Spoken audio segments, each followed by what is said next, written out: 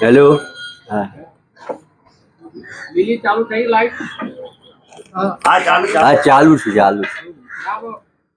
પહેલી શરૂ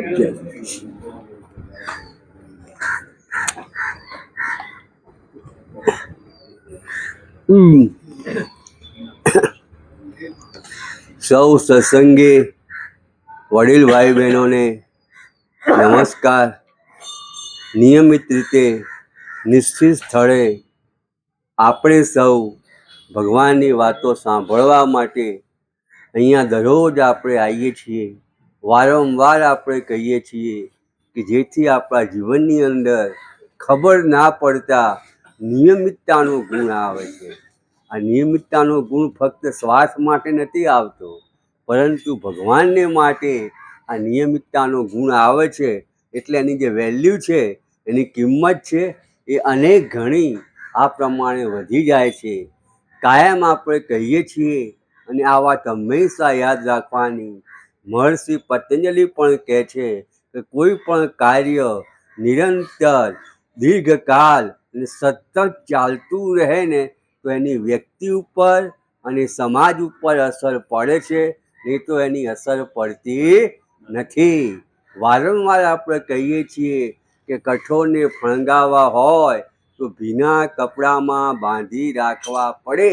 એકચ્યુઅલી એ જ રીતે જે સત્સંગ છે ને, એ સત્સંગ ડેલી થવો જોઈએ કે જેથી ખૂણે ખાંચરેથી ખરાબ ખોટા વિચારો આપણા મનની અંદર ઘૂસી ન જાય, એનું સતત આપણે ધ્યાન આપણે રાખવાનું છે.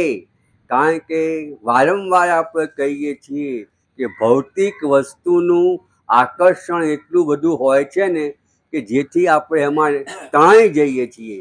એટલે આપણે કહીએ છીએ કે નિરાંતે જે સતત ચાલ્યા મુકામે પહોંચી ગયા, માર્ગે જે ભૂલા પડ્યા, નિરાંતે જે બેસી રહ્યા એ માર્ગે ભૂલા પડી ગયા. આ કાયમ આપણા પ્રમાણે પોતે યાદ રાખવાનું. અને આપણી જે જિંદગી છે એ જિંદગીની અંદર આપણે કાયમ કહીએ છીએ કે હજુ સાંજના 4 વાગ્યા છે, 6 વાગ્યા નથી. તો જેટલું આપણે ભગવાનનું નામ, ભગવાનનું કામ ચિંતન થાય એટલે આપણે કહીએ. એટલા માટે સરસ મજાની પણ એની અંદર વાત આવે છે. એ રીતે વાત આવે છે કે તમે લાખો કહી હજી મારી એક વાત બાકી છે. તમે લાખો કહી હજી મારી એક વાત બાકી છે. જીવન જીવ્યા ખુશાલીથી હજી પણ મોત બાકી છે. ફર્યા ફૂલો મહી કાંટા ઉપરની ચાલ બાકી છે. ભલે મસ્તક દિશે મણી છે, છતાં એ નાગ ઝેરી છે. કરીજો દુષ્ટથી મૈત્રી વખત પર એ જ વહેરી છે. તમે આશાના મિનારા ચણી બેઠા કોઈ આશાએ, ભલે રાચો સ્વપ્ને નિરાશા ઘોર બાકી છે. તમે પૂનમની ચાંદની માણી અમાસ અંધારી બાકી છે. પૂનમની ચાંદની માણી અમાસ અંધારી બાકી છે. કર્યું ધન વિશ્વનું ભેગું પ્રભુનો પ્યાર બાકી છે. પ્રભુનો પ્યાર બાકી છે. બધા સરવાળા આખરમાં ખરેખર બાદ બાકી છે. તો આ બાદ બાકી ના થાય એટલા માટે નિયમિત રીતે આપણે અહીંયા સૌ સત્સંગ કરવો જોઈએ. અને સાથે મનની અંદર આપણી 3 અવસ્થા છે. સૌથી પહેલાં બાળપણ આવે છે, પછી યૌવન આવે છે, અને પછી વૃદ્ધાવસ્થા આવે છે. ટૂંકમાં આપણે એક અવસ્થામાંથી બીજી અવસ્થામાં આપણે પ્રવેશ કરીએ ને તો આગળની અવસ્થા જે હોય છે ને એની સાચી ઉપયોગી માહિતી આપણે યાદ રાખવી જોઈએ. શૈશવ કાળમાં આપણે શું કરતા હોય છે? વિદ્યાર્થી કાળની અંદર આપણે અભ્યાસ પોતે કરતા હોય છે, અને અભ્યાસ માટે આપણા જીવનની અંદર નમ્રતા, જિજ્ઞાસા અને સેવા હોવી જોઈએ, તો આપણે વિદ્યા પ્રાપ્ત કરી શકીએ છીએ. નમ્રતા વગર જો જ્ઞાન મળે તો એ ટકતું નથી. કદાચ જો એ ટકી જાય તો એ શોભતું પણ પોતે નથી. એટલે દ્રોણના બે શિષ્યો હતા, અર્જુન હતો અને દુર્યોધન હતો. એ વાત આપણને બધાને ખબર છે. ટૂંકમાં આપણે કહેવું હોય કે વિદ્યાર્થી અવસ્થાની અંદર જે કંઈ આપણે વિદ્યા પ્રાપ્ત કરવી હોય તો કહેવાનું તાત્પર્ય શું છે? માણસ મૃત્યુ પામે ને ત્યાં સુધી વિદ્યાર્થી જ છે, ત્યાં સુધી એને અભ્યાસ કરવો જોઈએ. એટલે બાળપણમાં જે આપણે અભ્યાસ કરીએ છીએ ને એ આપણે વૃદ્ધાવસ્થા સુધી આપણે યાદ રાખવાનું. પછી યુવાની આવે છે. જે યુવાની જે માણસને પોતે આવે છે ને, લડકપન ખેલ મેં ખોયા, જવાની નીંદ પર છોયા, બુઢાપા દીક કર રોયા. તો આજે યુવાની જે આવે છે ને એ માણસને થોડો અવ્યવહારુ બનાવે છે. એની અંદર સાહસ, કંઈક નવું કરવાની એના પોતે ઈચ્છા જાગે છે.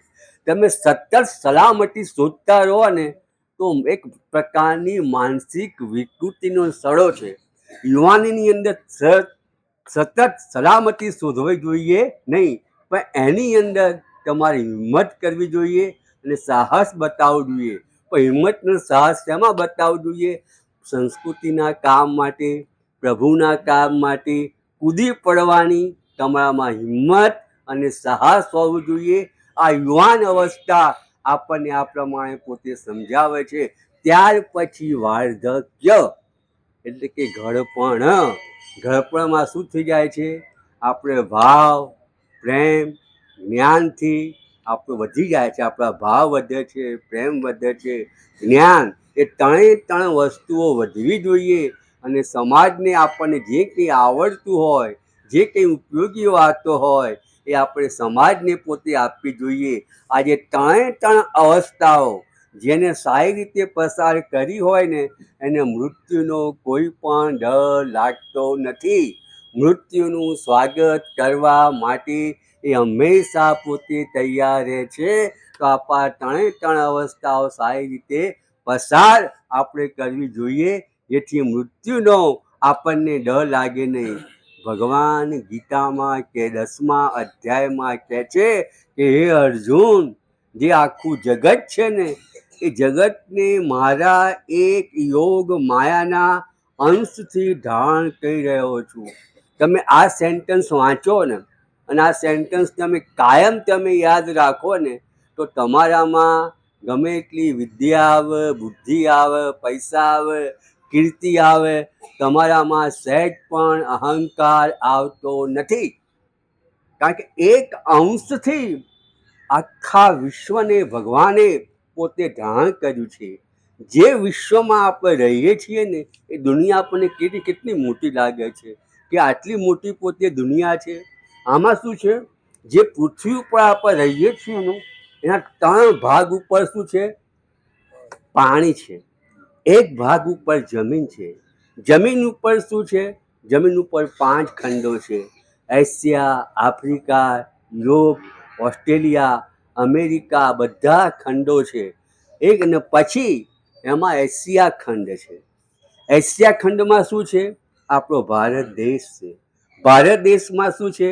એના જે 25 રાજ્યો છે એમાં ગુજરાત રાજ્ય છે. ગુજરાત રાજ્યની અંદર અમદાવાદ શહેર છે. અમદાવાદ શહેરનો પૂર્વ વિસ્તાર છે. તેમાં એક સોસાયટી છે જે 90 મકાનની છે. તેમાંથી 15 નંબરના મકાનમાં 7 કે 8 માણસનું કુટુંબ હોય છે. એમાં રહેતો માણસ સાંજે ઓટલા ઉપર બીડી ફૂંકતો કહે કે વેર ઇઝ ગોડ. જગત ક્યાં છે? તમે વિચાર કરો કે વાત ક્યાંની ક્યાં આવી ગઈ. એ જે શેરલોક હોમ્સનું જે સસ્પેન્સ હોય છે ને એ સસ્પેન્સ વાર્તાઓ આવે છે. એના કરતાં દુનિયાનું જો મોટામાં મોટું સસ્પેન્સ હોય ને તો આ છે. તમે આનો વિચાર કરો કે ક્યાં ભગવાન શું કહે છે, ઓટલા પર બીડી પીતો માણસ પોતે શું કહે છે. એનો માણસને પોતે વિચાર કરે કે એને અહંકાર ના આવે. આપણામાં અહંકાર હોવો જોઈએ, પણ કેવો અહંકાર હોવો જોઈએ? મોટો અહંકાર હોવો જોઈએ, દૈવી અહંકાર હોવો જોઈએ કે હું ભગવાનનો દીકરો છું. જે તે ઓફિસરની પત્ની હોય એ ઠાઠ માઠથી આમ ચાલતી હોય છે, હું કઈ ઓર્ડિનરી માણસની પત્ની નથી, હું ઓફિસરની પત્ની છું. તો એ જ પ્રમાણે આપણે બધા ભગવાનના દીકરાઓ છીએ, તો પછી દીન દુબળા લાચાર કેવી રીતે બની શકીએ? ભગવાન આગળ કોલર ટાઈટ કરીને આપણે જઈ શકીએ, એ ભગવાન I have done your work, મેં તારું કામ કર્યું છે, કે હજુ તું મને કે બીજો જન્મ આપ. આટલી ખુમીરા, આટલી ખુમારી, આટલી અસ્મિતા આપણને પ્રભુ કાર્ય માટે આ પ્રમાણે પોતે હોવી જોઈએ. અને મુખ્ય વાત શું છે કે આપણે વિદ્યા મેળવીએ છીએ. વિદ્યા આપણને કોણ આપે છે? વિદ્યા આપણને શિક્ષકો આપે છે, જે સરસ્વતીના ઉપાસક કહેવાય. એને શું કહેવાય છે? સરસ્વતીના ઉપાસક કહેવાય. જે પુષ્પ હોય છે ને, જે ફૂલ હોય છે ને, એ ફૂલની જે સુગંધ હોય છે એ ચોમે પ્રસરી જાય છે, એને વાર લાગતી નથી. એમ જે જ્ઞાન હોય છે આ શિક્ષકો પાસે ને, એમ ચોમેર એ જ્ઞાન ફેલાઈ જવું જોઈએ. વિદ્યાર્થીઓને એમને જ્ઞાન પોતે આ પ્રમાણે પોતે આપવું જોઈએ. આ પુષ્પ શું છે? પુષ્પમાં પાછી ઘણી બધી વાતો આવે છે. જીવન પુષ્પ આવે, વાણી પુષ્પ આવે, કર્મ પુષ્પ આવે. એ ત્રણે પુષ્પો આપણે ભગવાનના ચરણે ધરવા જોઈએ. જીવન પુષ્પ એટલે એકાદ વ્યક્તિને પ્રભુના માર્ગે લઈ જવી, એ જીવન પુષ્પ કહેવાય. વાણી પુષ્પ એટલે કે ભગવાનની વાતો આપણે કરીએ, જેથી આપણી વાણીની અંદર તપસ્યાનું પીઠ પડે. આપણે જીવન પુષ્પ, વાણી પુષ્પ અને કર્મ પુષ્પ. આપણે કર્મ પણ એવા સરસ મજાના કરીએ, જેથી ભગવાનને આનંદ થાય. ટૂંકમાં પુષ્પ જે છે ને, એમ એમ સુગંધ પોતે પ્રસારે છે, એમ શિક્ષકે પણ પોતાનું જ્ઞાન વિદ્યાર્થીઓને અહીંથી આપવું જોઈએ. તો એ જ રીતે ચંદ્ર જે છે ને, એ ચંદ્રનું કામ શું છે? ચંદ્ર શીતળતા પ્રદાન કરે છે. તો આ લોકો પાસે, શિક્ષકો પાસે શું હોવું જોઈએ? ચંદ્ર જેવી શીતળતા હોવી જોઈએ. અને આ શીતળતા, ચંદ્રની શીતળતા છે ને, એ અતૃપ્ત માણસો હોય એને સાંત્વના આપે છે, શીતળતા પ્રદાન કરે છે. તો એમને પણ વિદ્યાર્થીઓની અંદર આ પ્રમાણે શીતળતા પ્રદાન કરવી જોઈએ. અને વૃક્ષ ઉપર પડેલું ઝાકળનું બિંદુ, વૃક્ષના પાન ઉપર પડેલું ઝાકળનું બિંદુ છે, એ મોતીની શોભા પોતે ધારણ કરે છે. તો એ જ રીતે આ શિક્ષકોએ પણ, જે સારા સરસ્વતીના ઉપાસક કહેવાય, એ લોકોએ પણ એક એક વિદ્વાન જે છે ને, એક એક વિદ્વાન એ મોતી સમાન છે. એકલું મોતી હોય ને તો વ્યવસ્થિત લાગતું નથી, પણ એ મોતીનો આપણે હાર બનાવીએ ને તો કેટલો બધો સરસ લાગે છે. તો એ પ્રમાણે એક એક વિદ્વાન છે ને, એ બધા વિદ્વાનો જો ભેગા થાય ને, તો વિશ્વમાં કેટલું બધું પરિવર્તન આવી શકે છે. એકલો દીપક બહુ કામમાં આવતો નથી, તો એક દીવાની અંદર બધા દીપકો ભેગા કરીએ તો કેટલો બધો પ્રકાશ આવે છે. આપણે કેટલું સુંદર પણ લાગે છે અને કેટલો બધો પ્રકાશ પણ આપે છે. જે દિવાળીનો દીપકો હોય છે ને, એ પ્રકાશ આપે છે. પણ બધા વિદ્વાન માણસો હોય, અહંકારથી અથડાય ને તો બધી અવ્યવસ્થા થઈ જાય છે. તેને પ્રકાશ કહેવામાં આવતો નથી, એ હોળી બની જાય છે. એ દીવાની જગ્યા શું બની જાય છે? હોળી પોતે બની જાય છે. ટૂંકમાં એક સેન્ટેન્સમાં કહેવું હોય કે સરસ્વતીના ઉપાસકો એટલે કે શિક્ષકોની પાસે ચંદ્ર જેવી શ્રેષ્ઠતા હોવું જોઈએ, જ્ઞાન હોવું જોઈએ, અને બધાએ ભેગા થઈને આ પ્રમાણે વિદ્યાર્થીઓને આ પ્રમાણે વિદ્યા પોતે આપવી જોઈએ. હવે સરસ્વતી